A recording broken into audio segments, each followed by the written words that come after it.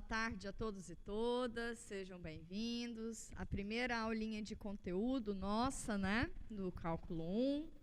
Bom, para quem não me conhece de segunda-feira, eu sou Juliana Canella e você é a professora ministrante do curso com vocês, tá?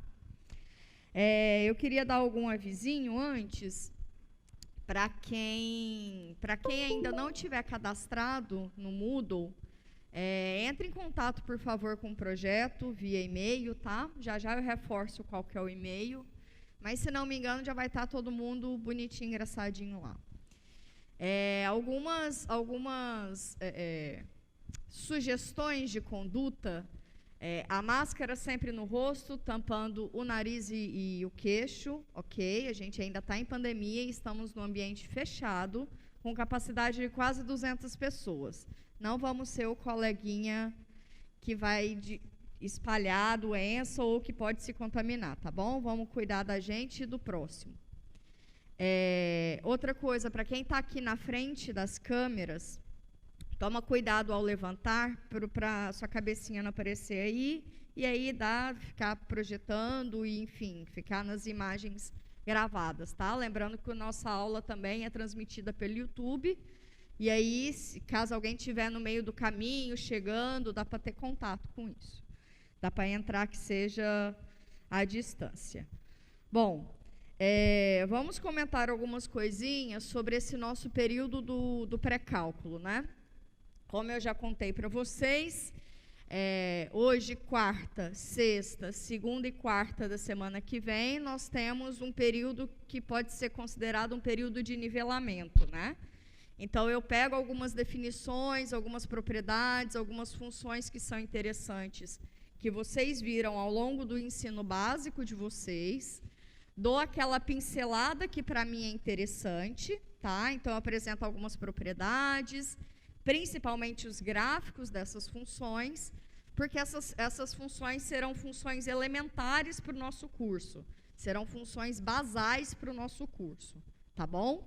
Então, eu parto de um universo que supostamente vocês já viram, claramente que eu dou um respaldo para poder aprofundar, tá? Eu vou mostrar um material feito por uma curadoria para vocês não falarem que estão no escuro, porque muito provavelmente alguns de vocês podem não ter visto, ou ter visto há muito tempo, ou ter visto daquele jeito meio marromeno, né?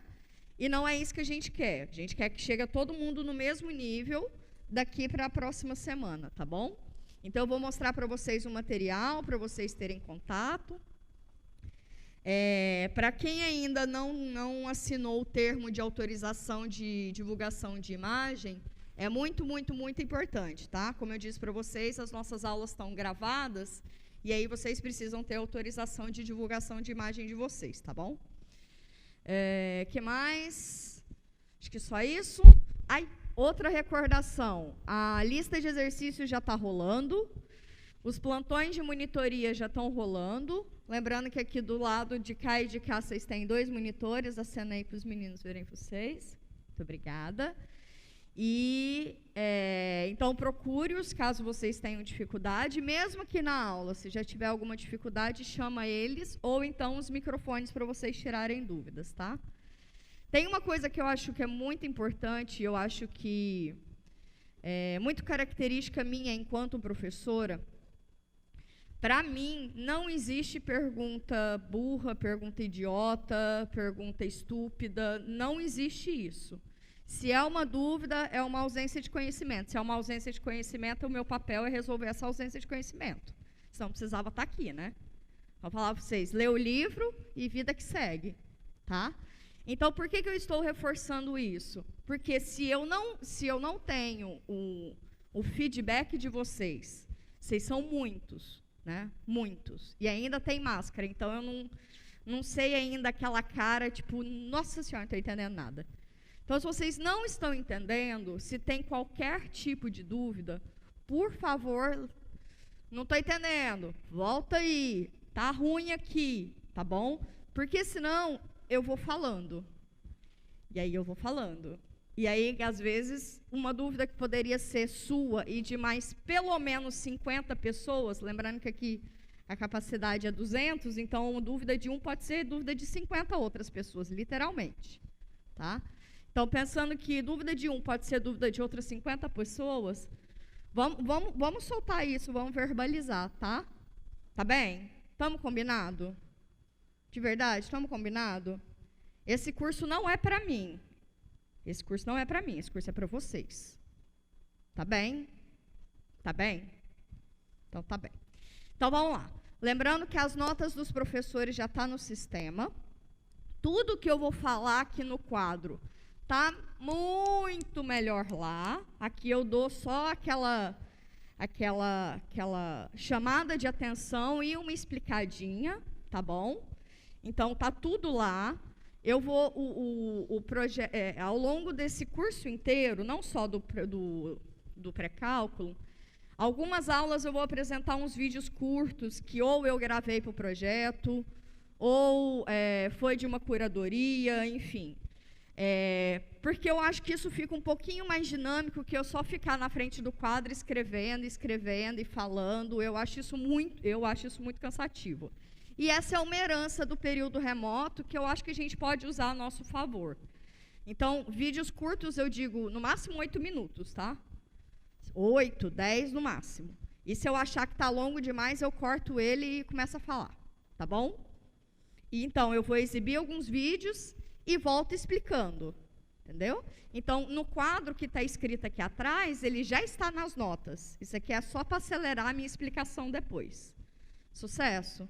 Quem não quiser copiar, pode tirar foto, mas daí me avisa para eu não ser um meme tão pronto assim, né? Porque eu sei que eu vou ser um meme, mas não precisa ser tão pronto assim, né? Daí eu dou uma saidinha assim da frente. Ou então, pode imprimir as notas dos professores e vai acompanhando, vai anotando. Na verdade, essa é a minha maior sugestão, né? Pega as notas e vai anotando do lado. Quando você for estudar depois em casa, você já conecta as duas coisas. Falou? Tamo junto? Então, vamos. Então, eu vou lá para o computador. Antes disso, plantão de segunda a quinta, das 9 às 12 e das 14 às 18. Por que de segunda a quinta? Sexta-feira, vocês sempre têm encontro com os monitores. Lembra das monitorias? Essa sexta, em particular, nós não vamos ter, mas a partir da próxima, sexta-feira, é só com os monitores, tá bom? Massa. O e-mail do projeto, projetonewton.fpa@gmail.com. Naquele post-it da vida, do lado da cabeceira, para decorar rapidinho. E o material que eu vou apresentar para vocês, especificamente agora, nesse período de pré-cálculo, ele vem de um ambiente chamado Portal da Matemática. O que é o Portal da Matemática? É um portal elaborado por um instituto, chama Instituto de Matemática Pura e Aplicada, é um instituto de excelência em pesquisa, lá não tem graduação, é só pós-graduação em pesquisa, em matemática e de referência internacional. Então, são 40 pesquisadores, se não me engano, enfim. E eles têm como responsabilidade nacional as Olimpíadas Brasileiras, né? Tanto a OBMEP quanto a OBM. Então, pensando nesses alunos, no treinamento para esses alunos, eles desenvolveram o que é chamado Portal da Matemática, para que eles tenham um levantamento de material, desde o ensino básico, desde o 6º ano, até pré-cálculo, tá? Então, eu vou entrar agora com vocês nesse portal para vocês verem como é que vocês acessam. Então, vamos lá. Coloquei aqui na pesquisa do Google, Simprim, né? Portal obm.impa, tá? Esse primeirinho aqui que vem, você dá um clicão nele. Essa é a página que você chega. Então, tem portal da matemática, da física, tá? E vem da matemática. Cliquinho nele. Percebam, 6º ano, 7º ano. Então, quem tem dificuldade nos ensinos básicos, vem aqui, usufrua dessa plataforma, tá? Essa plataforma é aberta, tem uma curadoria muito boa, tá? Eu coloco a minha mão, assim, eu fecho os olhos e indico, de fato. E aí, das paradinhas aqui que tem é a introdução ao cálculo, que é a parte que a gente vai precisar. Lembra que eu vou fazer uma revisita nas coisas de ensino básico, mas eu vou dar um olharzinho que é importante para a gente, né? Então, clica aqui em Introdução ao Cálculo. Já foi lá bonitinho onde eu quero. Eu quero esse primeiro módulo, que é de funções. Aí aqui tem um videozinho introdutório falando de derivada integral, mais ou menos semelhante à nossa primeira aula. Olha no lado direito, a videoaula, que é isso, um caderno de exercícios e material teórico. Então, para além de tudo isso que vocês têm, que a gente disponibiliza para vocês via projeto, vocês têm também esse portal, tá bom? Ok. O que a gente quer é função e imagem, tá? Então, os videozinhos estão aqui, mas eles também estão hospedados no YouTube. Então não necessariamente você precisa assistir aqui, você pode ir para o YouTube também, tá bem? Então, prazer, Portal da Matemática. Já separei alguns videozinhos aqui para a gente. Especificamente que eu quero esse aqui. Então, tá bom. Então, o primeiro vídeo vai fazer o seguinte, um professor, ele vai definir o que é função, tá? Função é esse o objeto que a gente vai estudar, tá? A gente vai estudar funções reais de uma variável real. Esse é o nosso objeto de estudo.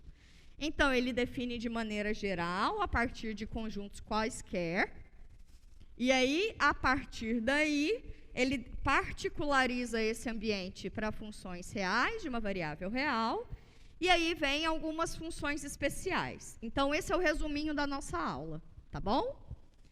Então, vamos lá. O primeiro vídeo, então, tem 10 minutos e 50. Mas pode ser que eu enche o saco e eu pause ele antes.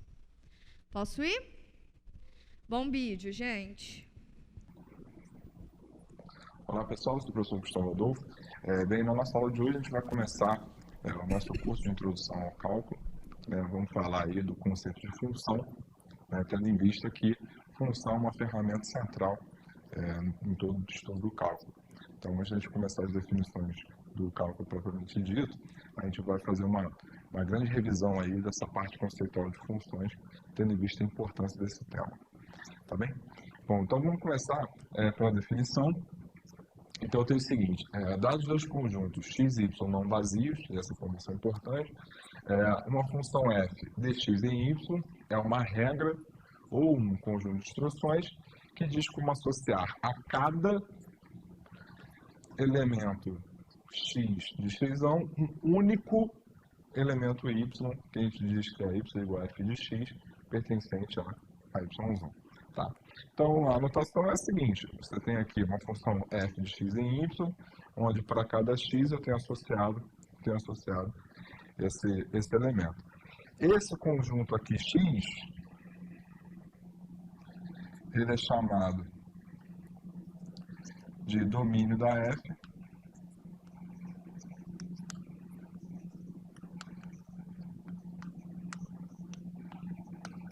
esse conjunto y, ele é chamado de contradomínio da f, e esse f de x é o que a gente chama de imagem de x por f. Tá? Então, isso que nós temos. Então, por exemplo, considera aqui um conjunto x de elementos 1, 2 e 3 e um conjunto y, representando aqui por meio de um diagrama, de elementos A, B, C, D. Certo? Então, considera que por uma determinada regra, a gente tem aqui o elemento 1 está associado ao elemento A, que o elemento 2 está associado ao mesmo elemento A e que o elemento 3 está associado ao elemento C. Certo? Então, o que a gente tem aqui é uma função de x em y, onde para cada elemento do meu domínio x, eu tenho associado um único elemento do meu contradomínio y. Certo? Como a gente pôde observar. Tá?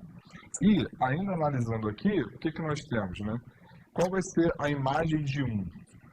Ou seja, o f de 1. O f de 1 é igual a A. Certo?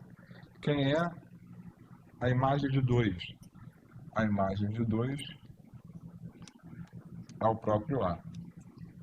E quem é a imagem de 3? A imagem de 3 é o C. Certo? Beleza? Onde o nosso domínio X é o conjunto formado pelos elementos 1, 2 e 3. O nosso contradomínio Y é formado pelos elementos A, B, C e D. Tá? Bom, a gente define como conjunto imagem de uma função conjunto formado por todas as imagens relativas ao domínio. Então, no nosso caso aqui, o nosso conjunto imagem da F, que a gente denota dessa forma, é formado apenas pelos elementos A e C. Perfeito? Então, repare que o nosso conjunto imagem, ele não necessariamente é igual ao nosso contradomínio. No caso aqui, o contradomínio é formado por esses 4 elementos e o nosso conjunto imagem é formado apenas por esses 2 elementos. Tá certo? Bom, vamos ver agora um outro exemplo.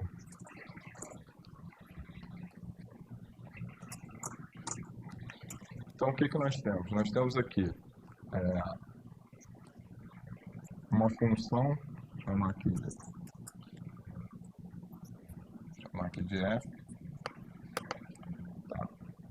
Onde eu tenho de x em y, onde o meu conjunto x é o conjunto de todos os segmentos de reta de um determinado plano π.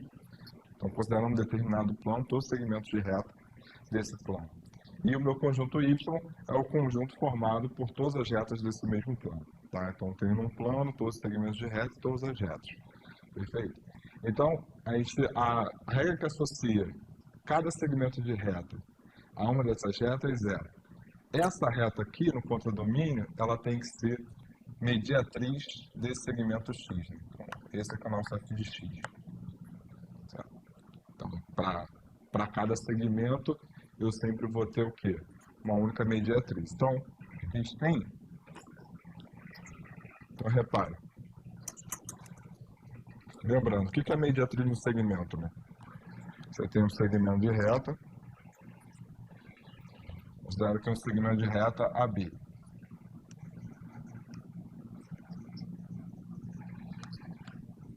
A mediatriz desse segmento é uma reta perpendicular ao segmento.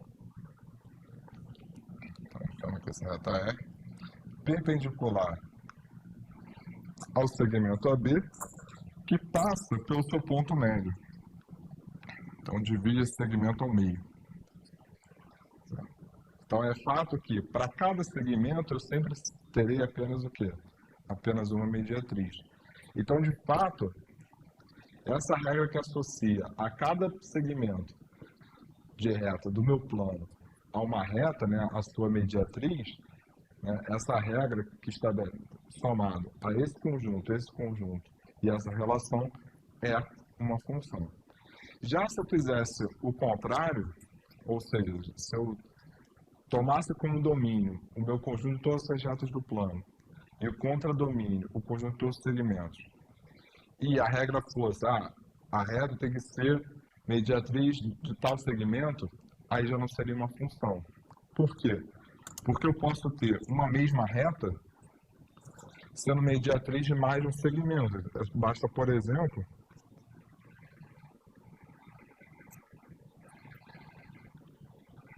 eu tomar um segmento CD paralelo ao segmento AD e reparem, eles têm medidas diferentes. Repara que essa mesma reta é mediatriz de mais de um segmento. Então, se eu invertesse aqui o contradomínio com o domínio, certo? Aí já não seria uma função. Por quê? Porque, por definição, para cada elemento do domínio, eu tenho que ter associado sempre um único elemento do contradomínio. Perfeito? Então, está aí mais um exemplo de uma função. Bem, para a gente fechar nossa aula de hoje, eu vou dar duas definições importantes, que são as definições de função constante e função identidade. Tá? Então, bom, primeira definição de função constante. Das duas coisas, x e... Chega, tá ótimo já. Falei, às vezes eu canso, aí eu corto. Mas eu vou falar o que ele vai falar, entendeu? Então tá tudo certo. Bom, pelo menos ele já foi aquecendo um pouquinho os motores, né? Então, uma das coisas que, como eu disse, ele disse também, um dos objetos de estudo, se não o maior objeto de estudo desse nosso curso de cálculo 1, são funções, né? Então, vamos entender o que é esse objeto. De maneira geral, sem dar cara para esses conjuntos, eu digo que... e eu sempre vou introduzir notações, e aí, conforme eu vou introduzindo essas notações, eu vou explicando elas, tá?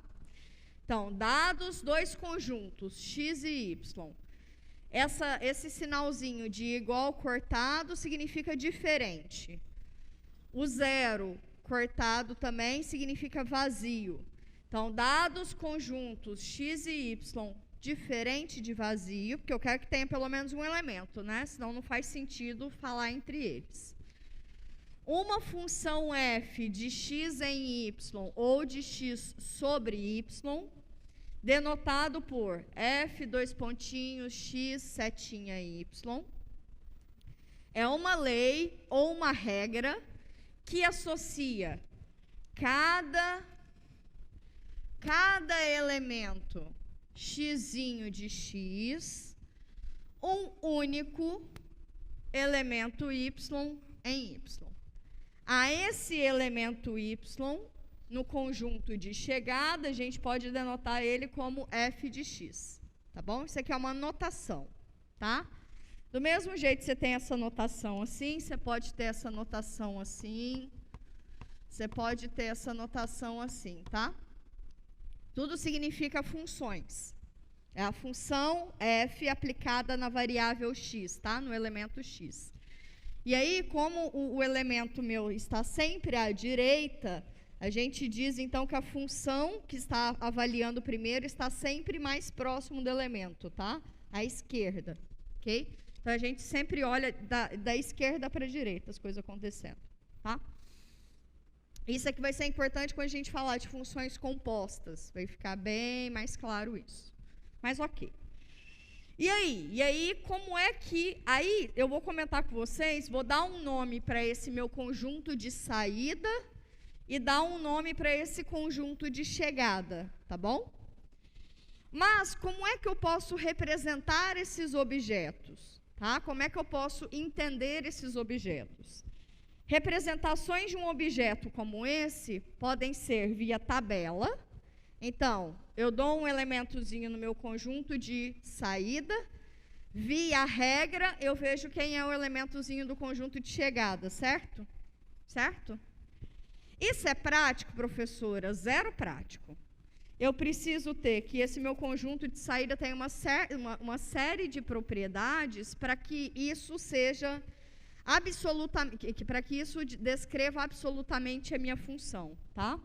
Então, por exemplo, esse meu conjunto aqui tem que ser enumerável, tem que ser finito, tem que ser discreto, tem que ser um monte de coisa para que, com essa linha, seja suficiente para que eu dê a cara da função inteira, sacou? Então, isso daqui, de maneira matematicamente falando, isso aqui é zero prático.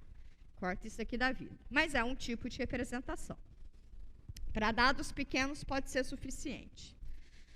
Outra representação que a gente tem lá do ensino básico é por diagramas de conjuntos, né? Então, eu te dou um conjunto X, conjunto de saída, te dou o conjunto Y, que é o conjunto de chegada, e falo como que esses elementos se associam via diagrama de flechas, né? Essas flechinhas. Então, este elemento é levado neste, este elemento é levado neste também. Eita, aqui ficou ruim. Espera aí. Não tanto. Ok. Este terceiro elemento é elevado nesse. Esses dois aqui vão no mesmo aqui, né? Isso ainda define função? Sim. O que acontece é, o conjunto de chegada vão em elementos repetidos. Faltam elementos para ser cumpridos no conjunto de chegada. Mas a minha exigência é que no meu conjunto de partida, todo mundo esteja associado. E está, né? Então, isso daqui é uma função, é uma caracterização de função. Pode ter elementos sem ter imagem no conjunto de chegada? Pode, não tem problema. Não pode ter elementos que não estejam sofrendo a regra no conjunto de partida, tá? Isso daí não pode ter. Tá bom. Esse conjunto de partida é chamado domínio. Domínio para funções reais, a gente vai ter que dar uma aprimoradinha nessa definição, mas já já a gente faz isso. O conjunto de chegada tudão, o Y tudão, é chamado de contradomínio, ok? E esse subconjunto, né? Esse subconjunto do conjunto grandão, que é o conjunto que tem imagem, né? Esse camarada aqui, eu vi a regra, eu vejo quem é o elemento de onde saiu. Esse aqui, via regra, também sei de onde partiu. Esse aqui também sei via regra, certo? Então, onde eu tenho imagem é chamado, adivinha? Conjunto imagem, ok? Onde a lei chega. Notações para esses tipos de conjunto. Eu gosto de D de F. F, para mim, já está estabelecido desde o começo, que é a função, tá? F de x em R. Então, D de F pode ser denotado como sendo domínio, o dom de F ou D parênteses F. Qual que é a correta? Todas são. Questão de escolha, cada bibliografia vai ter a sua escolha e vocês também podem escolher a de vocês. Não tem restrição nenhuma a isso. Conjunto imagem. Eu gosto de notar essa IM de F. Mas tem lugar que adota essa também. Se quiser escrever imagem de F, pode também, fica à vontade. Qual que é a melhor? A que você preferir. Quem é esse conjunto? Como eu já descrevi ele aqui em cima, ele é o subconjunto formado por todos os elementos do meu conjunto de chegada, que possuem imagem, não é isso? É o conjunto de todos os elementos do meu conjunto de chegada, que possuem imagem, que para algum elemento lá do meu domínio, ele é a F de alguém. Concordam comigo? Por que eu fiz questão de repetir? Porque matemática, você só sabe escrever matematicamente se você entendeu o que está por trás, entendeu a lógica, entendeu a definição, tá? Matemática é exatamente o que você entendeu. A maneira de escrever matematicamente se traduz do português da mesma maneira, tá? Então, quem é o conjunto imagem? São os elementos do meu conjunto de chegada, tais que são imagens de alguém. Sacou?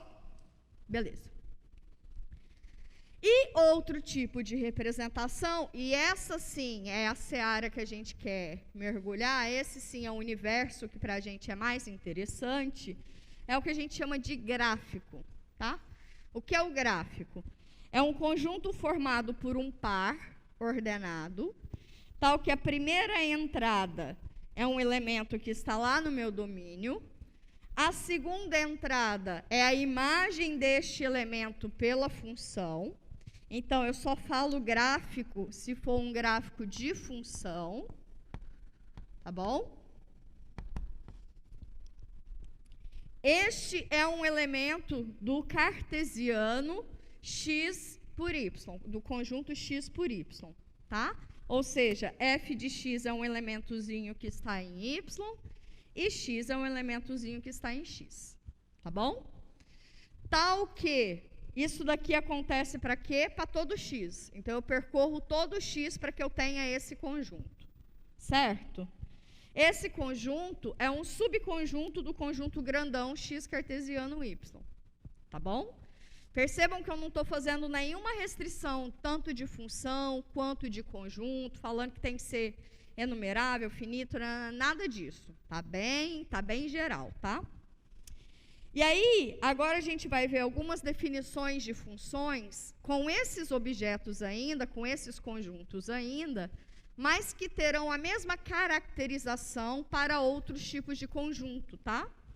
Então, são elas. Função constante. A representação dela por diagrama. Ela é para cada elemento x, ela vai num único elemento y, de y, certo? Não é isso que está dizendo esse diagrama? Sim? Para cada elemento de x, eu só tenho um elemento em y, que é a imagem. Olha, de novo falando a mesma coisa. Então, isso tudo que eu disse, como é que é a lei de formação da função descrita por esse diagrama? Para cada elemento x, eu associo um f de x, que é quem lá em y? C, né? Que é o f de x. Entenderam? Sim? E se eu te desse essa lei de formação, você faria exatamente esse gráfico, né? Esse gráfico não, esse diagraminha, né? Tá vendo que tudo é a mesma coisa, são maneiras de representar a mesma função. Bom, vamos lá completar os nossos objetos que a gente já tem. Quem é o domínio dessa função? Todo x. Quem é o conjunto imagem dessa função?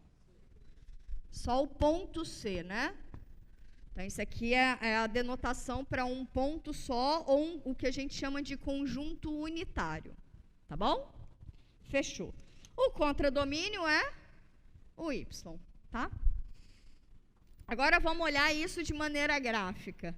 Para pensar de maneira gráfica, eu tô pensando que o x e y são conjuntos que têm uma ordem, que eu posso falar, isso aqui é maior que isso aqui é positivo, isso aqui é negativo, mas eu estou só dando um esboço, tá? Então, o gráfico dele, como é no plano x cartesiano y, tá? Varia em x, tudo que varia em x tem um respectivo em y, né? Eu vou fazer uma função. Se todo camarada de x tem como única imagem um ponto C lá em y, o ponto C está aqui. Se para todo elementozinho de x que eu for subindo, a imagem dele é só esse camarada, né? Tanto positivamente quanto negativamente. Então, a representação gráfica dessa função é uma reta horizontal paralela ao eixo que contém o conjunto x, não é isso? Simprão? Bem simprão, né? Ok. Isso aqui é a mesma coisa que a gente for fazer quando as funções forem reais. É a mesma representação gráfica, tá? Função identidade. Para quem já estudou, está estudando álgebra linear, essa é uma função importante porque ela tem algumas características algébricas interessantes. Por exemplo, ela é um elemento neutro de um espaço vetorial de funções. Falei aí um punhado de coisas, vocês esquecem, tá? Mas para quem está vendo isso, pode ser que seja interessante. Tá bom. Pode ser, só falei. E aí lá, às vezes denota como ID, enfim, mas deixa quieto. Tá bom. Para eu falar da função identidade, ela seria como se fosse uma função espelho, tá? Ela leva cada elemento nele mesmo, tá bom?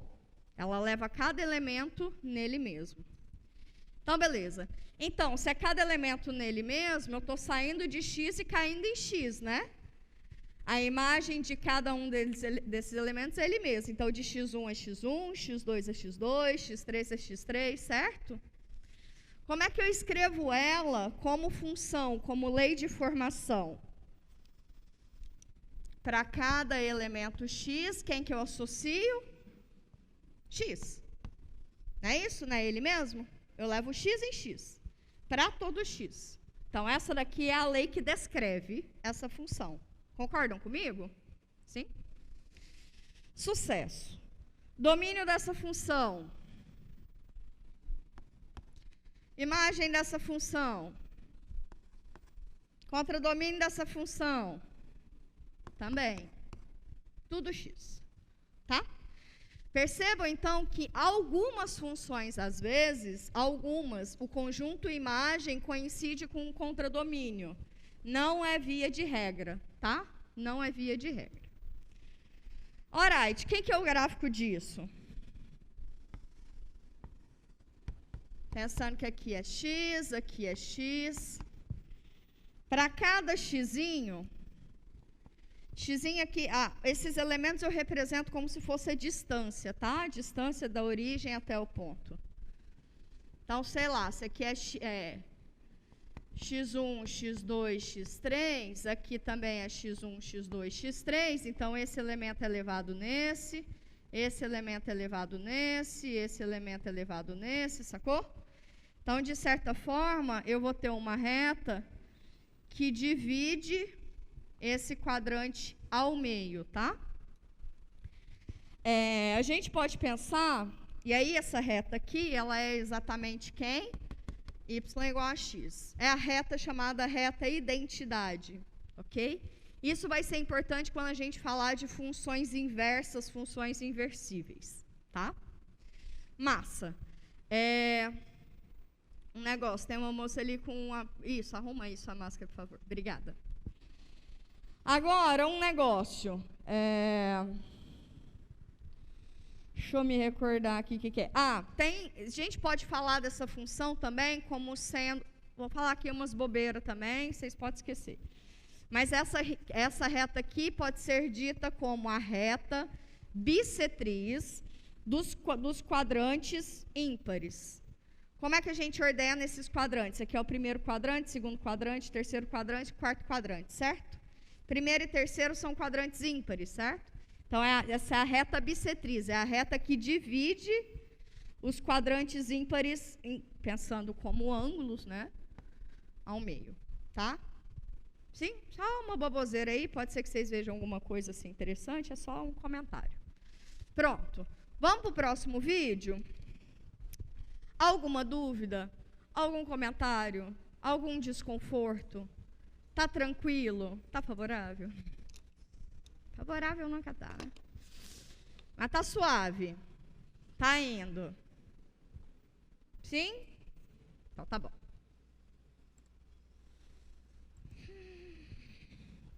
Funções reais de uma variável real. Quando eu puder dar o play, DJ. Bom vídeo, meu povo. Olá pessoal, eu sou o professor Gustavo Adolfo. Bem, na nossa aula de hoje a gente vai continuar a falar sobre o conceito de função. Então, como eu havia dito na aula anterior, nossa primeira definição de hoje vai ser função real de variável real. Então, uma função f de x em reais é dita real de variável real quando o nosso conjunto, nosso domínio, que é o nosso conjunto x, ele é um subconjunto dos reais. Perfeito?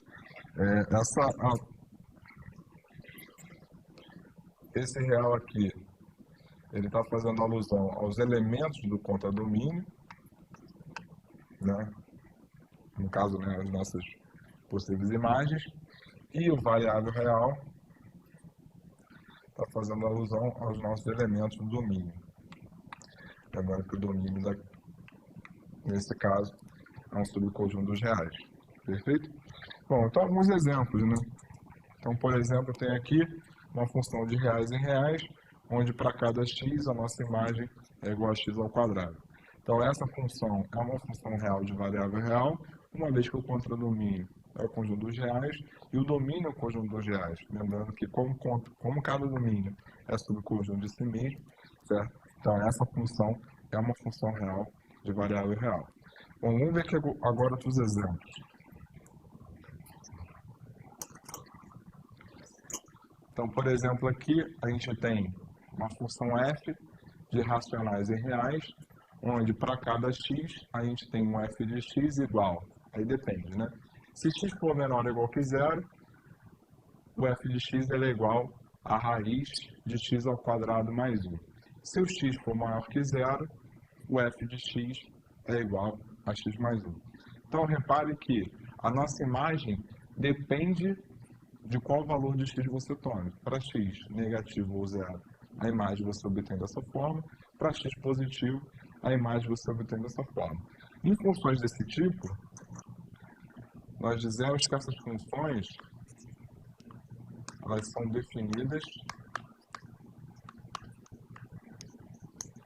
por partes.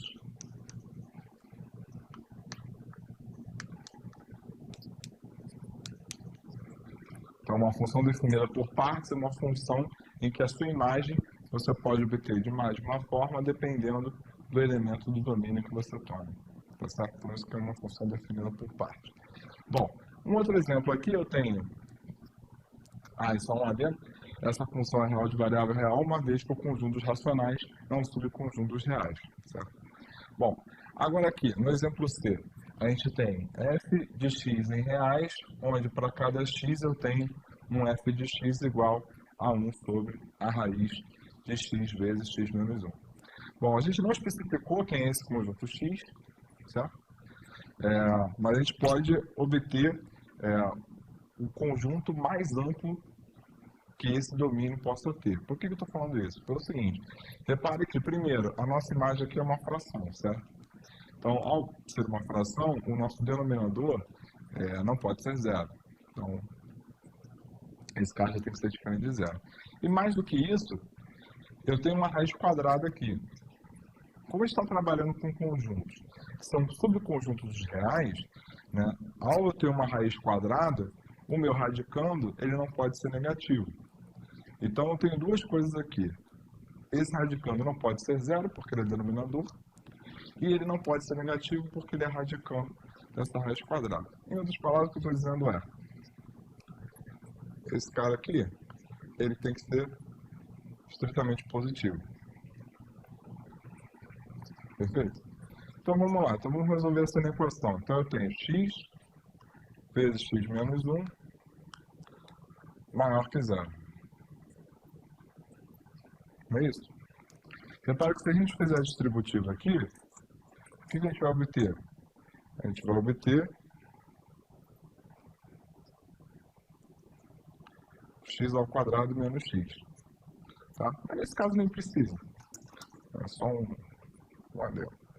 Então, pega aqui a reta real. Quando é que esse cara é zero? Esse cara é zero quando x é igual a zero, ou quando x vai ser igual a quem? Vai ser igual a 1, que vai zerar o x menos 1. Então, repare comigo uma coisa. Se eu pegar um valor menor que zero, por exemplo, menos 1, o que vai acontecer? Eu vou ter menos 1 vezes menos 2, menos 1 vezes menos 2 dá positivo. Então, eu tenho que isso acontecerá sempre, né? Porque para todo número menor que zero, essa diferença continuará sendo negativa, então eu vou ter um produto sempre de dois números negativos. Então, isso faz com que, para valores de x menores que zero, para valores de x negativos, esse produto vai ser sempre o quê? Vai ser sempre positivo, certo? Agora, se eu pegar um valor entre 0 e 1, por exemplo, meio, o que vai acontecer? Eu vou ter meio aqui, meio menos 1 vai dar menos meio, então esse produto daria o quê? Menos 1/4. Mas repare que para qualquer número entre 0 e 1 isso sempre acontece, né? Bom, para qualquer número entre 0 e 1, esse cara é sempre positivo, perfeito? E para qualquer número entre 0 e 1, essa diferença é sempre negativa, né? Porque eu vou ter um número que é menor que 1. Então, eu sempre vou ter, para todos os números entre 0 e 1, um produto de um número positivo por um produto de um número negativo. Então, esse produto vai ficar como? Esse produto vai ficar negativo, certo? E da mesma maneira, para todos os números maiores que 1, esse produto vai dar sempre positivo. Porque para todos os números maiores que 1, essa diferença vai ser positiva e esse cara vai ser positivo. Então, em outras palavras, eu tenho o quê? Eu tenho que, como obrigatoriamente, eu tenho que ter esse produto sendo positivo, os caras que me interessam aqui são quem? São todos os números menores que 0 ou todos os números maiores que 1. Então, a gente a gente pode escrever esse conjunto X como sendo o conjunto de todos os números reais, tais que o X é menor que 0 ou o X é maior do que 1. Onde esse símbolo aqui significa ou. Certo?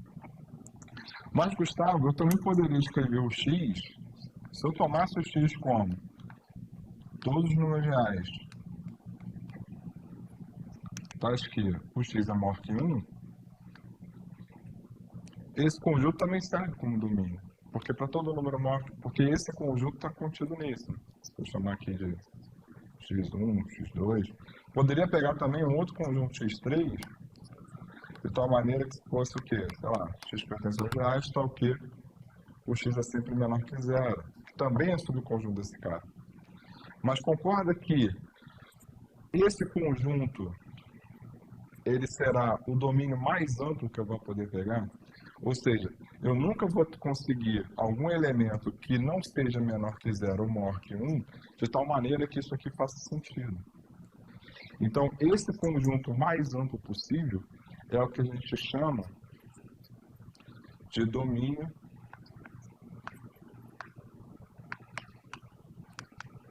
maximal. Então, o domínio maximal é o maior domínio, é o domínio mais amplo possível para uma função, certo? Que a gente possa tomar, certo? Não que esses dois também não poderiam ser domínios dessa função, poderiam, mas o mais amplo vai ser esse, tá? É muito comum em livros de cálculo dar expressões desse tipo e pedir o domínio. Quando ele se refere ao domínio simplesmente disso aqui, o que ele está querendo, em geral, que estão se referindo é com relação ao domínio maximal, ou domínio mais amplo. No caso aqui, nesse contexto, domínio mais amplo, contido no conjunto dos reais, obviamente. Tá? Beleza? Então, vamos ver agora um exercício. Bom, o problema consiste no seguinte. A gente tem uma função de reais em reais, onde para cada x, o f de x... Pode cortar. Chega. Tá bom já. O restante eu vou fazendo com vocês. Bora lá? Bora lá. Então, vamos, aqui comigo. Como eu disse para vocês, a gente vai começar agora a adaptar essas definições para o nosso universo, né? Então, eu digo que uma função que sai de um conjunto x, cujo contradomínio é o conjunto dos reais, é uma função real de uma variável real, se esse x é um subconjunto dos reais. Várias coisas que eu quero extrair daqui para vocês entenderem que cada uma das palavras está contando uma coisa, tá? Eu digo... Peraí, deixa eu só pegar esse camaradinho aqui. Opa. Então, vamos lá. Esse função real significa o quê? Que o contradomínio, que o conjunto de chegada, é o conjunto dos números reais. Então, professora, quer dizer que se o contradomínio fosse o conjunto dos números racionais, isso seria uma função racional? Isso. Quer dizer que se o contradomínio fosse o conjunto dos números complexos, isso seria uma função complexa? Isso, tá? Então, esse nomezinho, função real, está associado ao conjunto de chegada, ok? Então, essa é uma função, e ela é dita real, que o contradomínio é os números reais, de uma variável real, porque eu só tenho um conjunto de saída, e esse conjunto, ele é um subconjunto dos números reais. Tranquilo? Então, uma função real de uma variável real é uma função cujo contradomínio é os números reais, e o meu domínio é um subconjunto dos números reais. Tá bom? Tá bem? Tranquilo? Viu que todas as palavrinhas querem dizer um troço? Então, função real, porque o contradomínio é os números reais, e uma variável real, porque o x é um subconjunto de R. E se fosse mais de uma variável real? Bom, aí seria tipo um par xy contido, pertencente, né? A, sei lá, x cartesiano x e isso aqui lá em R2. E aí, onde vocês vão estudar isso? Função real de várias variáveis reais. Cálculo 2, cenas dos próximos capítulos. Tá bom? Então, tá bom. Representação, então, de gráfico dessas funções reais. O conjunto gráfico é aquele mesmo, né? A entradinha é quem está saindo, a segunda entrada é quem está chegando, certo? Então, ele é um par ordenado, x, f de x, com x em x e f de x em r. Essa primeira entrada aqui, como é que chama? Abscissa. E essa aqui, como é que chama? Ordenada. Abscissa e ordenada. Lembra disso no passadinho? Agora, como esse x, isso aqui é um subconjunto desse cartesiano esse, né? Como x é um subconjunto de R, esse conjunto particularmente mora no conjunto R cartesiano R. Quem é R cartesiano R é o que a gente chama de R2, que é o plano euclidiano, que é aquele universo onde a gente fica brincando de fazer gráficos de função, que às vezes poderia ser uma dificuldade para vocês no ensino básico, mas que não vai ser mais, ok? Estamos acordados? Estamos acordados. Então, tá bom. Então, o que a gente vai estudar? Esse bichinho aqui. O que isso significa? O que isso significa no plano R2? O que essa representação significa no plano R2? Tudo que vocês virem em R2, qualquer risco, aquilo lá se chama curva, tá? Chama curva. E aí você já entra em outra seara de geometria diferencial e aí você vai, vida que segue. Mas quando que uma curva é o gráfico, representa o gráfico de uma função? Nem sempre, tá? Nem sempre. Quando que, só possuem gráficos funções. As representações em R2, em geral, são curvas. Qualquer risquinho lá é uma curva. Quando que uma curva representa o gráfico de uma função? Apenas quando vale a reta vertical. O que é a reta vertical? Você vem aqui no seu domínio, pega seu ponto lá do domínio preferido, tá? Aí você pega a reta, passando por ele, paralela ao eixo OY, tá? Paralela ao eixo OY, passando por ele, e perceba se essa reta corta essa curva em mais de um ponto. Se ela cortar em mais de um ponto, essa curva não é gráfico de uma função. Tô clara? Se você, ao escolher um pontinho lá do seu domínio, que tem a imagem da função, pega a reta passando por ele, que seja paralela ao eixo AY, ao eixo das ordenadas, né? Essa retinha toca aqui na curva e toca aqui na curva. Então, isso aqui significa, só olhando para a curva, que essa não é curva de uma função. Essa curva não representa o gráfico de uma função. Estamos claros? Simprão, de jeitinho. Agora, é possível, a partir dessa figura, achar alguma curva que represente o gráfico de alguma função? É possível. Como que a gente faz isso? Você pega uma parte do domínio, tá? Você restringe o seu domínio. Nesse caso, você tem que restringir o domínio e a imagem, tá? Aí, você vai chegar em alguma outra função. Essa função não representa essa curva aqui, que essa curva não é uma curva de um gráfico. Essa função é uma outra função que está em outro domínio e tem outra imagem, tá bom? Pode parecer um papo estranho, mas mais para frente, quando a gente fizer mais exercícios, isso vai ficar bem mais claro, tá bom? Então, essa bonitinha aqui, sim, essa daqui representa o gráfico de uma função, tá? Que, particularmente, você pode pegar essa curva, que, sei lá, está parecendo uma elipse, né?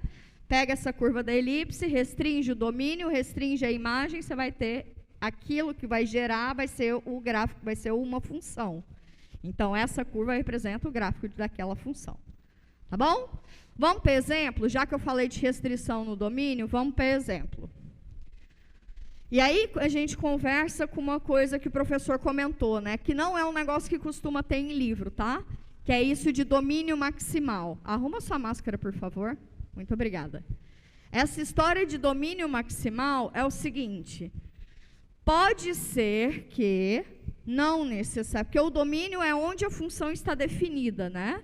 O quem é que tem imagem, né? Então, dentro dos números reais, o domínio é o maior possível que está todo mundo lá dentro, que está todo mundo definido, tá? Então, domínio maximal a gente pode pensar como os elementos reais, o subconjunto dos números reais, que possuem uma imagem definida, mas é o maior possível, ok? E o maior possível não necessariamente é o conjunto todo dos números reais. É isso que eu quero que fique claro para vocês, tá bom? Então, vamos aqui para essa simprona aqui, para a gente aquecer e depois a gente vai para outro. Quem que é essa bonita aqui, que eu acabei de apresentar para vocês? Função. Identidade. Quem que é o domínio dela? Todos os reais. E a imagem dela? Todos os reais. Um vídeo próximo que tem ali, mas que eu não vou passar para vocês, que eu acho que tem outras... Vai até... E 20, né? 6 e 20? Ufa. Tem um outro vídeo ali, que eu costumava passar, mas que eu não vou passar, que é um vídeo que o professor calcula o conjunto imagem de algumas funções. É interessante, mas a gente não vai precisar disso para esse momento. Então, acho que às vezes vale a pena a gente gastar mais tempo aqui, fazer menos corrido, do que a gente ver conta que a gente não vai usar tanto, tá? Sucesso. Então, vamos para esse bonito aqui. Quem que é o domínio dessa fofa? Tem uma lei máxima na matemática. Vocês vão me ver falando algumas coisas máximas, assim. Mas eu acho que essa é a maior zona. Nunca, jamais na vida, sobre hipótese alguma, se divide por zero. Vem cá, meu bem. Pode vir. Pode vir. Seu nome e curso, por favor.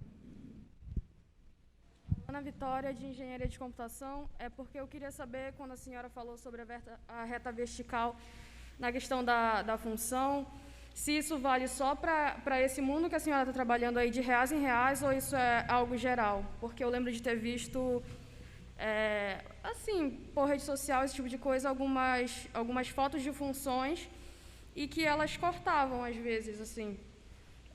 Era mais ou menos um desenho parecido com aquilo ali, entende? Aí eu fiquei um pouco confusa. Isso poderia ser considerado em outros universos. Tá, outros universos. Não sei te dizer. Real, não sei te dizer, porque isso aqui eu preciso necessariamente que seja o mundo euclidiano. Tá? Então, eu preciso que trabalhar nos reais, comportadinho, tá bom? Nos números complexos, por exemplo, não necessariamente isso faria sentido. Por exemplo, porque já é uma disjunção. E curvas lá, muitas delas também podem ser curvas fechadas, que podem ter períodos, podem ser periódicas. Então, eu me arriscaria te dizendo que aqui dá certo, tá? Se você dá uma mudadinha aí no seu espaço de tratamento, eu não te garantiria, tá bom? Mas você precisaria ter um pouquinho mais de propriedades desse espaço, tá bom? Então, tá bom. Volvemos. Vem comigo, máxima. Qual que é a máxima da vida? Nunca, jamais, sobre hipótese alguma, se divide por zero. Nunca, jamais, sobre hipótese alguma, se divide por zero. O que é possível fazer no universo de função? É possível você ter um comportamento da função próximo de algum camaradinho, quando o denominador da função, né, numa função racional, que já eu vou definir para vocês, quando o denominador ali está próximo de zero. Mas nunca se faz nada dividindo por zero. Estamos combinados? Nunca na vida, tanto em números quanto em função. Tudo que você faz em números, você repete aqui para funções. Principalmente para as funções polinomiais, tá? Estamos entendidos? Nunca, jamais, sobre hipótese alguma? Então, vem cá. Domínio é o conjunto no qual a função está definida, certo? Sim? Qual é o domínio dessa função? Todos os reais menos os camaradas que fazem o que com o denominador? Quiserem o denominador, né? Então, vale para todo mundo, desde o camarada aqui embaixo não seja igual a 0. Beleza? Então, beleza. Então, vamos tirar todo mundo que quiser esse denominador. Como é que eu tiro os camaradas que quiseram um denominador? Eu acho o 0 do denominador e depois lá no conjunto é só tirar. Sacou? Então, eu vou achar quem são os camaradas que quiseram e aí eu retiro eles. Tá bom? Tá bom, vou fazer de cá. Mas deixa eu perguntar um trem para vocês. Como é que a gente resolve essa equação? Professora, do jeito que você quiser. Bom, o jeito que eu quiser. Pode ser diferença de 2 quadrados, concordam comigo? Diferença de 2 quadrados, tá? Pode ser, e aí o que é a formulinha da diferença de 2 quadrados, caso alguém não lembra? Tipo, a ao quadrado menos b ao quadrado. Isso aqui você pode escrever como sendo a mais b vezes a menos b, não é isso? Certo? Certo. Então, você pode pensar como diferença de 2 quadrados. Você pode lembrar lá de um passado longínquo, que tem um meme muito maravilhoso, inclusive, que é, eu estudei Bhaskara para nunca usar na vida. Tantã, pode usar Bhaskara, caso vocês queiram. E pode isolar também, né? O que seria isolar? Que não é isolar. Soma um dos dois lados, para você eliminar esse menos 1 daqui, porque menos 1 mais 1 é 0. Então, soma um dos dois lados da igualdade. Você vai ter que x ao quadrado é igual a 1. Quando que um elemento ao quadrado é igual a 1? Quando esse elemento é mais ou menos 1, não é isso? Sim? Então, são várias maneiras de você resolver a mesma coisa. Escolha a sua favorita, tá? Eu vou usar a diferença de 2 quadrados para facilitar a vida. Vocês poderiam pensar... outra coisa que resolve aqui diferença de 2 quadrados é porque as raízes dessa equação são exatamente mais 1 e menos 1, não é isso? Certo? Então, tá bom. Então, se as raízes dessa equação são mais ou menos 1, então x igual a menos 1 e x igual a mais 1. Isso aqui resolve o seu problema. Logo, eu achei os zeros, né? Eu achei quem zera o denominador, eu achei as raízes. Tudo isso a gente vai falar aqui de novo. Então, o que eu faço? Eu pego todos os reais e tiro esses camaradas, não é isso? Sim? Então, eu tenho muitas formas de escrever esse domínio dessa função. Vocês vão escolher a que vocês quiserem. Vocês podem pegar os reais e subtrair desse conjunto formado pelos números menos 1 e 1. Vocês podem pegar os reais, subtrair desse conjunto menos 1 e 1 dessa maneira. Vocês podem escrever, são todos os x pertencentes aos reais, tais que o x é diferente de menos 1 e o x diferente de mais 1. E vocês podem escrever de maneira de intervalos, tá? Como intervalos? Os reais, como intervalos, a gente costuma denotar isso, né? Que isso aqui é só um símbolo, tá, gente? Infinito é só um símbolo. Os reais seria equivalente a pensar de menos infinito até mais infinito, tá? É só uma identificação. Não existe número infinito. Bom, então eu posso pensar que ele vem de menos infinito até menos 1, tiro o menos 1, ele continua até o mais 1, tiro mais 1, depois de mais 1 segue toda a vida, não é isso? Eu só tenho que tirar essas duas bolinhas. Então, ele vem de menos infinito, tiro o menos 1, venho de menos 1, tiro 1, venho de 1 e sigo toda a vida. Esse parênteses aqui, às vezes vocês podem usar um conchete de bandinha trocada, tá? Tem lugar que usa assim, então seria assim, assim. Enfim, é tudo a mesma coisa, só questão de escolha, tá? Todo mundo é igual. Escolhe seu preferido e seja feliz, tá bom? Então, tá bom. Prossigamos. Vamos agora falar de funções elementares, né?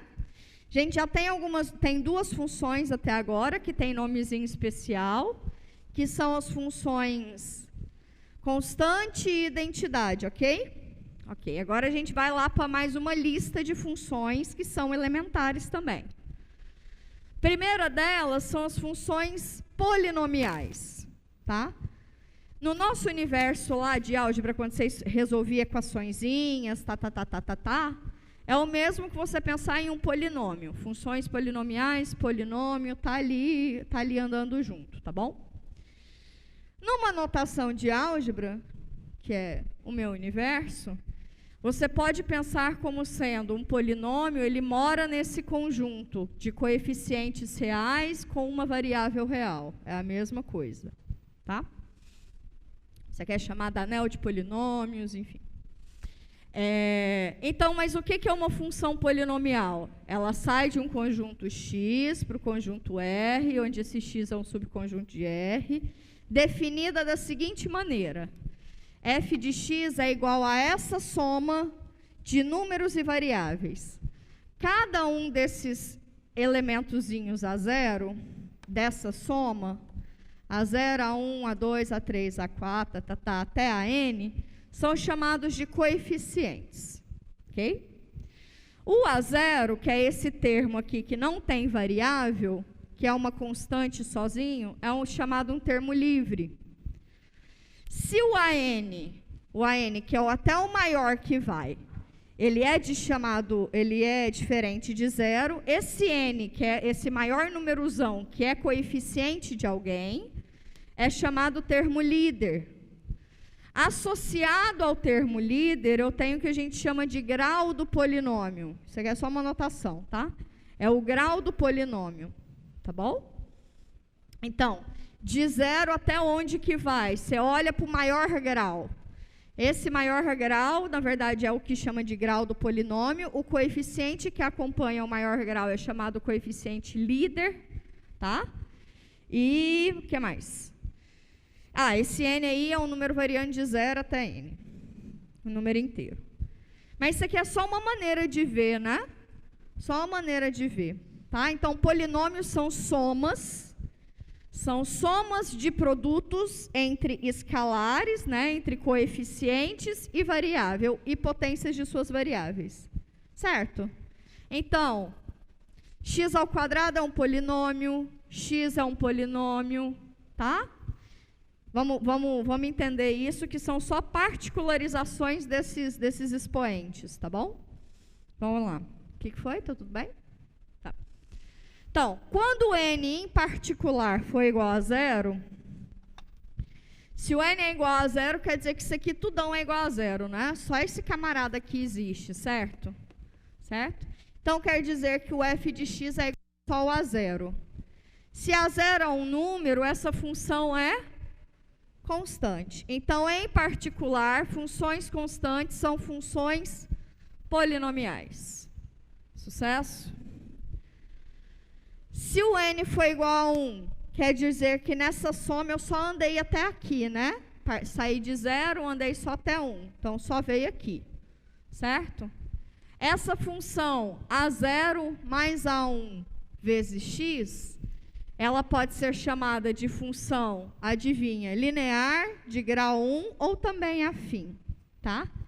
Qual é a representação gráfica desse objeto? É uma reta, não é? Okay. Antes disso, eu escrevi aqui, esqueci de falar. Quando a gente fala de polinômios, a gente naturalmente se questiona as raízes do polinômio. É um processo absolutamente natural nesse contexto, tá? Mas não é uma tarefa fácil. Achar raízes de polinômio não é uma tarefa fácil. Então, definindo formalmente o que é raiz de polinômio, são os xizinhos que estão lá no domínio da minha função, tais que a imagem dele pela função vai no zero. Certo? Então, ela vai sempre no elemento neutro desse coisa de chegada, do conjunto de chegada, que no caso é o zero aqui. Tá? Então, são os xizinhos que zeram a função. Quais são os valores de x que zeram a função? Quais são os valores de x que são raízes da função? Tudo é a mesma pergunta, ok? Opa. Então, voltando aqui. Sendo uma função constante, a gente já sabe o gráfico dela, né? Por exemplo, isso. Isso aí seria a representação de uma função constante se a zero for maior do que zero, por exemplo, né? Na função linear, a gente já viu que ela vai ser uma reta, não é? Esse A0 é chamado como? Lá nas retinhas, vocês lembram que tinha um coeficiente nananã e coeficiente nananã, né? O A0 é o coeficiente linear, não é? E o A1 é o coeficiente angular. O coeficiente linear é onde toca o eixo Y. O coeficiente angular escreve o quão ela deixou de ser constante, ou seja, qual é a inclinação dela em relação ao eixo X. O quão ela deixou de ser constante. Sucesso? Tá. Então, vamos lá. Então, quer dizer que se o A1 for maior do que zero, tem um dos vídeos que o professor demonstra isso. Né? A gente não vai gastar tempo com isso. Se o A1 é maior do que zero, ou seja, se o coeficiente angular de uma reta linear é maior do que zero, a função está crescendo. E aqui no eixo Y, ela toca em A0. Se o A1, que é o coeficiente angular da reta, for menor do que zero, essa reta está decrescendo. E esse pontinho aqui que ele toca também é o A0. Esse A0, ele é exatamente quem? Quando x é igual a zero, né? E as raízes dessa função? Como é que eu acho as raízes dessa função?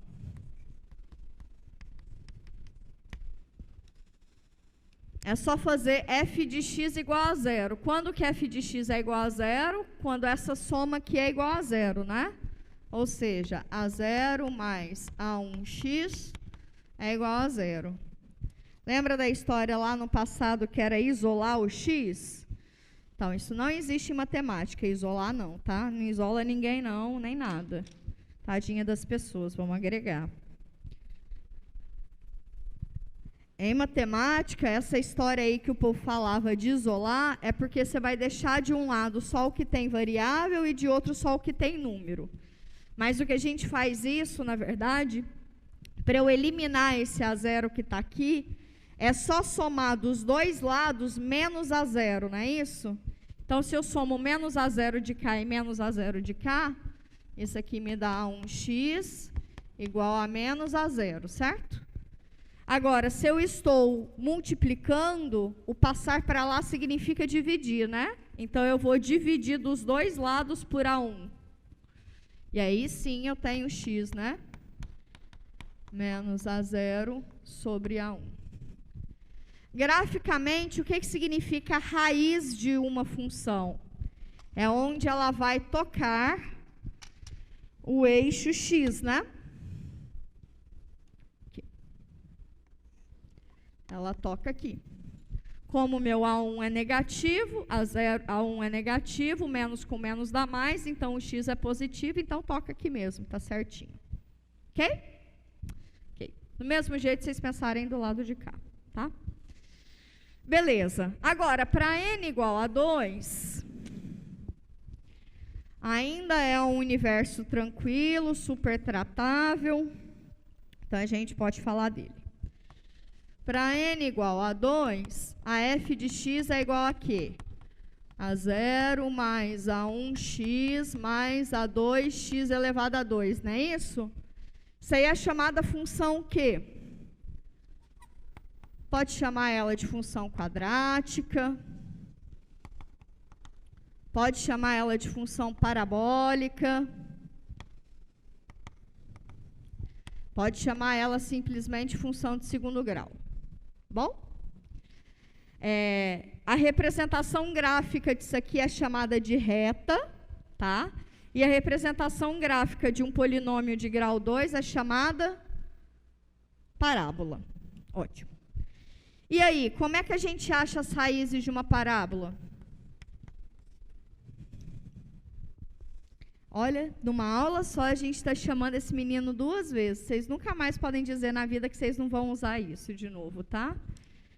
Usa Bhaskara, meus amores. Usa Bhaskara para achar as raízes dessa coisinha aí. Bhaskara.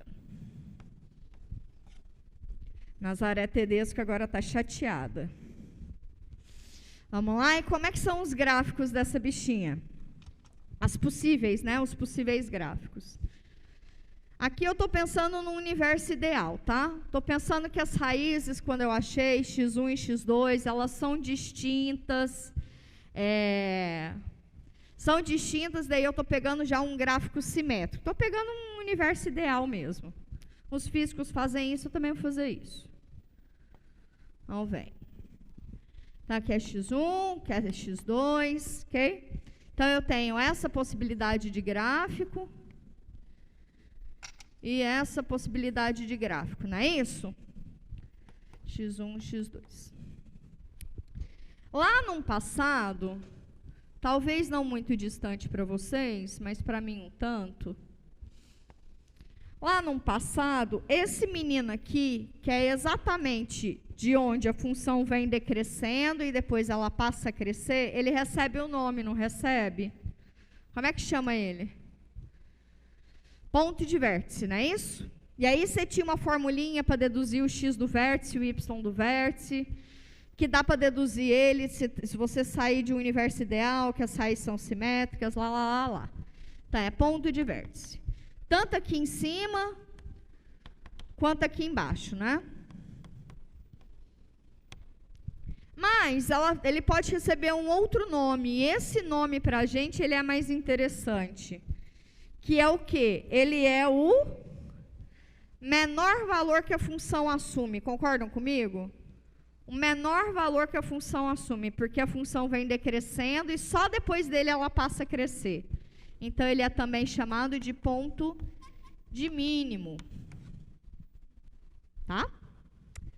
Agora, esse mesmo ponto, nesse gráfico, esse aqui em cima é quando o coeficiente líder é maior do que 0. E esse aqui é quando o coeficiente líder é menor do que 0. Tá bom? Esse pontinho aqui, que é um ponto de vértice, ele tem a mesma particularidade. Agora, chuta qual que é o nome dele. Ponto de máximo.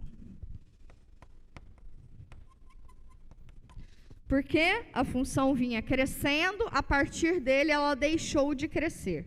Tá? Mais para frente a gente vai justificar isso matematicamente, tá bom? A gente poderia usar o ensino básico para fazer isso. Lá nos vídeos do portal tem, mas a gente vai usar isso de maneira um pouquinho mais sofisticada, acho um pouquinho mais elegante, mais para frente. Bom, a gente andou só até o grau 2.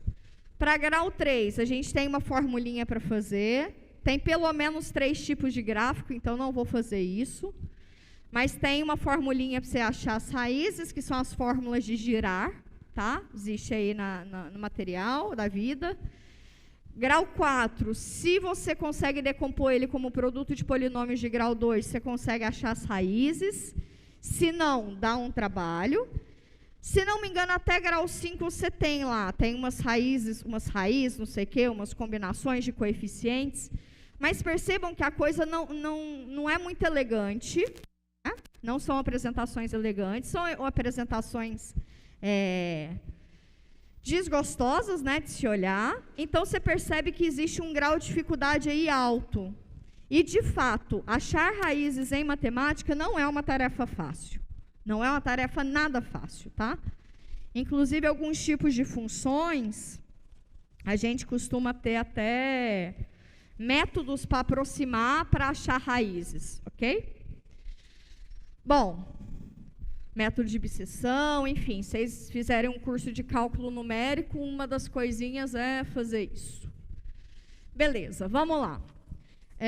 Funções racionais, exemplo, eu tinha feito até um exemplo aqui com ela já, mas eu vou definir ela formalmente.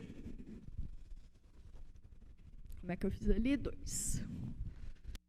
Funções racionais.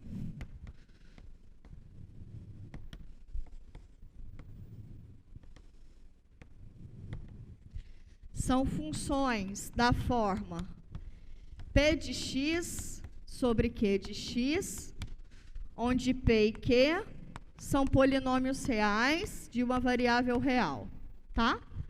E o domínio dessa função? Quem é o domínio dessa função?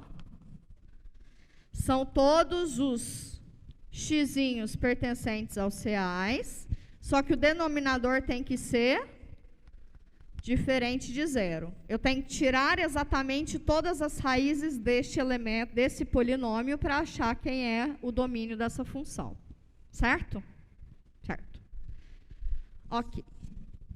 Próximo. Isso aqui, quando a gente for fazer gráfico de função, essas são funções bem interessantes, assim, bem interessantes. Dá para você usar todo o conteúdo para isso. Exemplo. Um exemplo. A função f de x igual a 1 sobre x. Essa função, ela pode ser chamada de função de proporcionalidade inversa. Dá para entender por quê, né? Estou invertendo a proporção entre elas, né? Quanto maior é o x, menor é o f de x.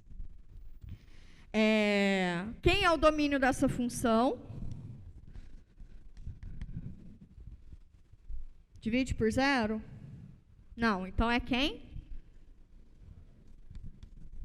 Menos o 0.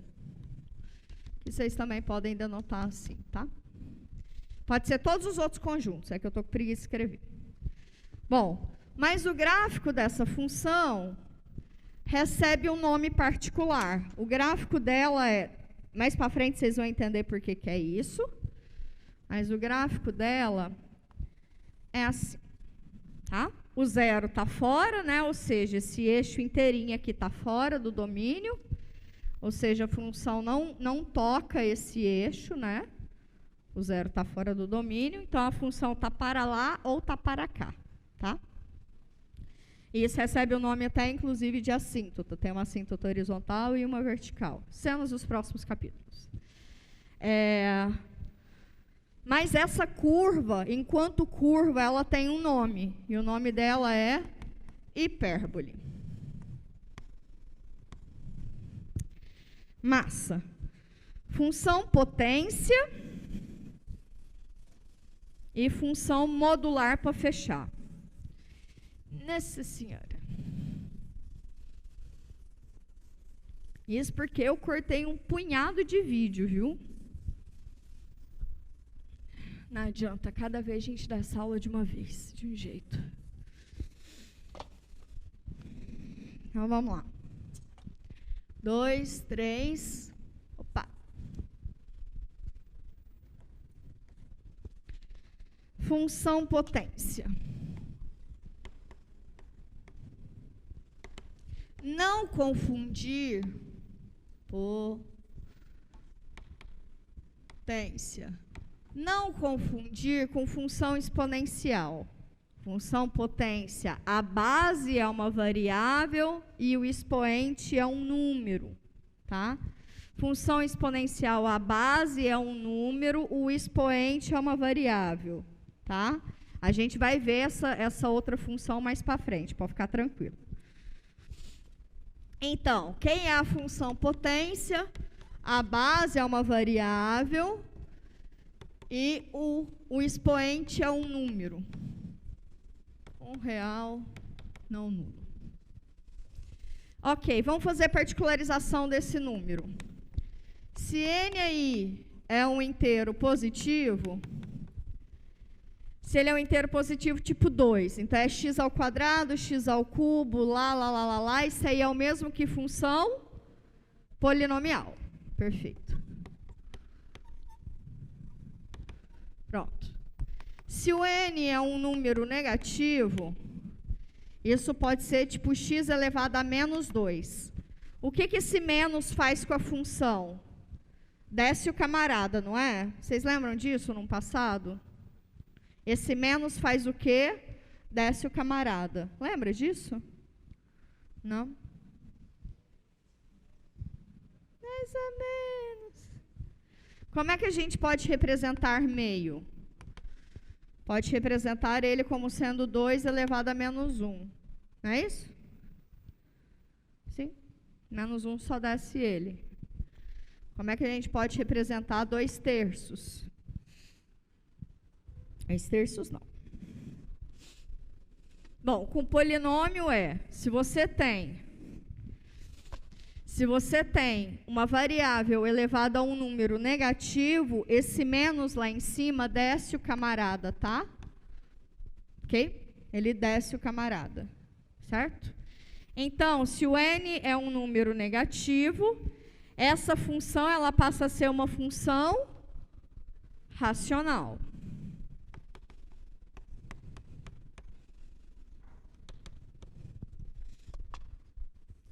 Agora, se esse n é um número da forma p sobre q, com p e q positivos, eu tenho isso aqui, ó. O que é x elevado a meio? Vocês lembram do quem está no sol que é sombra, quem está na sombra que é sol? Ou sou só eu que sei desse trem? Eu tenho essas piadas velhas, gente, tá tudo certo, tá? Relaxa. Então, quem está no sol, que é sombra. Quem está na sombra, que é sol. Tá? A mesma coisa aqui, raiz quadrada de x. Sucesso? Beleza? De boinha, se tiver 3. É isso. Beleza? Então, se o camarada é da forma p sobre q, isso aqui passa a ser uma função radical, né? Ou uma função raiz. Ou radical. Fechamos essa gestalt. Esse universo de funções que eu falei para vocês são chamadas funções algébricas, tá?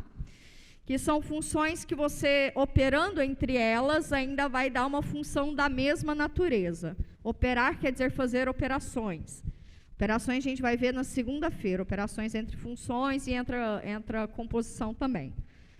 Agora, existe uma categoria de funções que são as não algébricas, que são chamadas funções transcendentes. Quem são elas?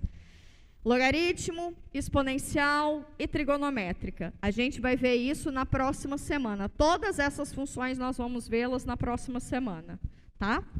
Antes de finalizar, e eu juro que é rapidinho, eu quero falar só de uma função que o professor definiu, que são funções definidas por partes, né? Funções definidas por partes é autoexplicativo, né? Você vai pegar o domínio, você vai partir o domínio. Parte do domínio a função vale um troço, parte do domínio a função vale outro troço, tá? 4. Função por partes. Mas eu não vou escrever isso aqui, não. Eu vou só apresentar uma que é muito, muito, muito, muito importante para a gente. Mas muito, muito, muito mesmo, tá? Ela tem propriedades bem interessantes. E costuma ser um calim no pé de vocês, que é a chamada função modular, tá? Como é que é definida a função modular? Quem define ela aí para mim?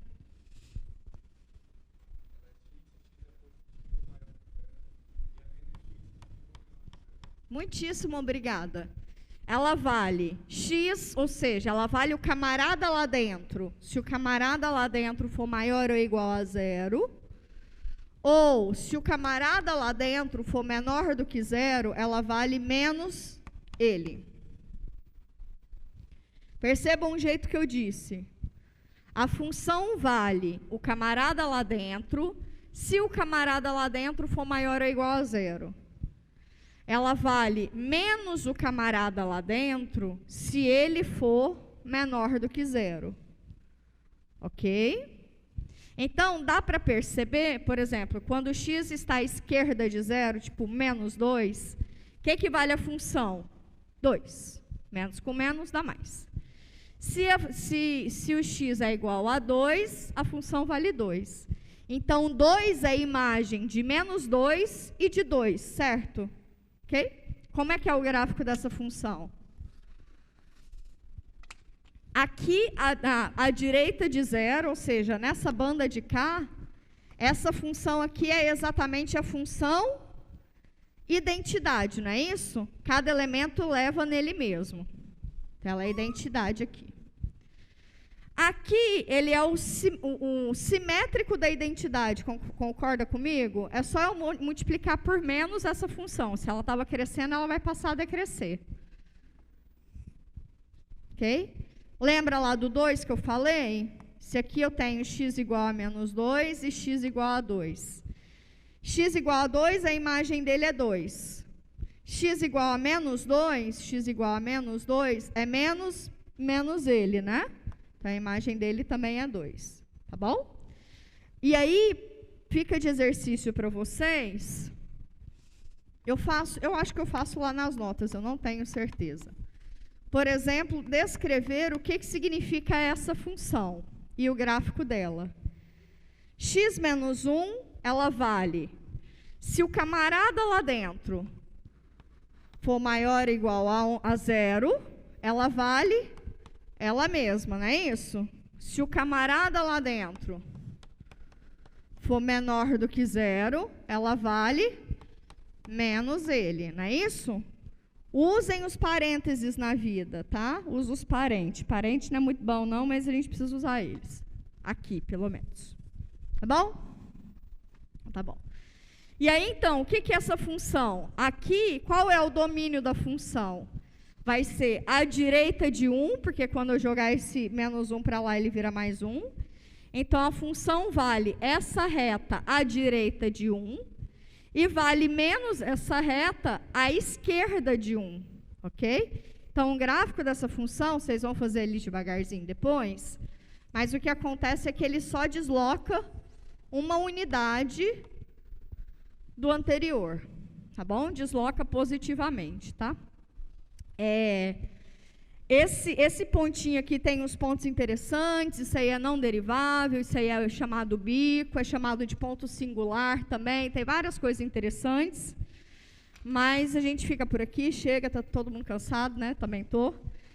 Sexta-feira temos conteúdo de funções, de comportamento de função, então a gente vai começar a ver monotonicidade de função, isso aí é meio que delicado para vocês. Leiam antes de vir para a aula, tá? Fiquem bem, se cuidem, a gente ainda está em pandemia até sexta-feira. Cuidado com a câmera.